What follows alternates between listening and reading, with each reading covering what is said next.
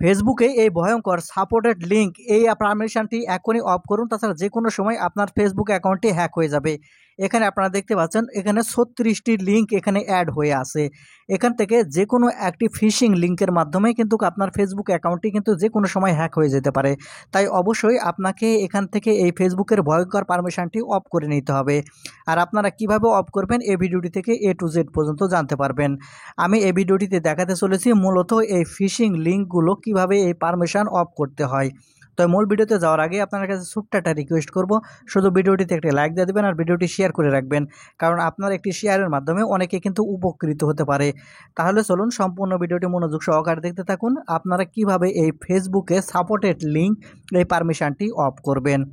তো সেই জন্য আপনাকে সর্বপ্রথম যে কাজটি করতে হবে, এখান থেকে আপনার যে ফেসবুক অফিসিয়াল অ্যাপ্লিকেশান আছে সেই ফেসবুক অফিসিয়াল অ্যাপ্লিকেশানটি এখান থেকে ওপেন করে নিতে হবে।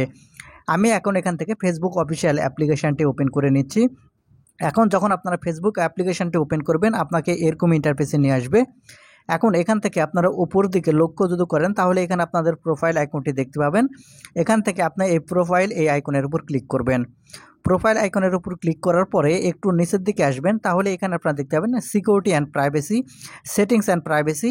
আপনারা এখন এখান থেকে সেটিংস অ্যান্ড প্রাইভেসি এই অপশানে ওপেন করবেন। তারপরে এখান থেকে সেটিংস অপশানটি দেখতে পাবেন। এখন এখান থেকে আপনি সেটিংস অপশানটি ওপেন করবেন।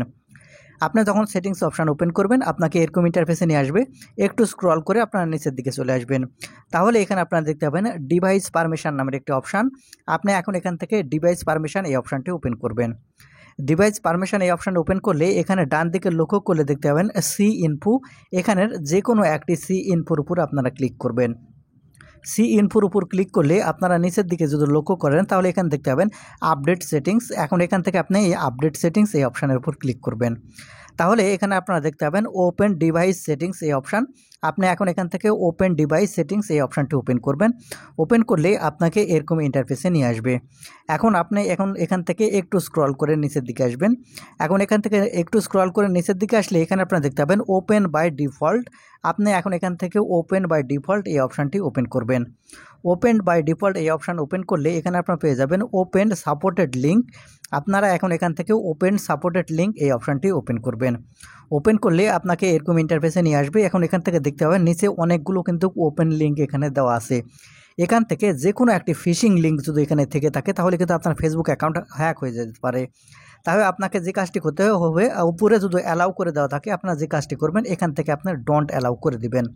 আর আপনি যখন ডোন্ট অ্যালাউ করে দিবেন এখানে যতইগুলো লিঙ্ক থাক, যতই ফিশিং লিঙ্ক থাক আর যে কোনো লিঙ্ক থাক, দেখতে পাবেন যে আপনার ফেসবুক অ্যাকাউন্ট কিন্তু 100% সুরক্ষিত থাকবে, কোনো রকমভাবে কেউ হ্যাক করতে পারবে না।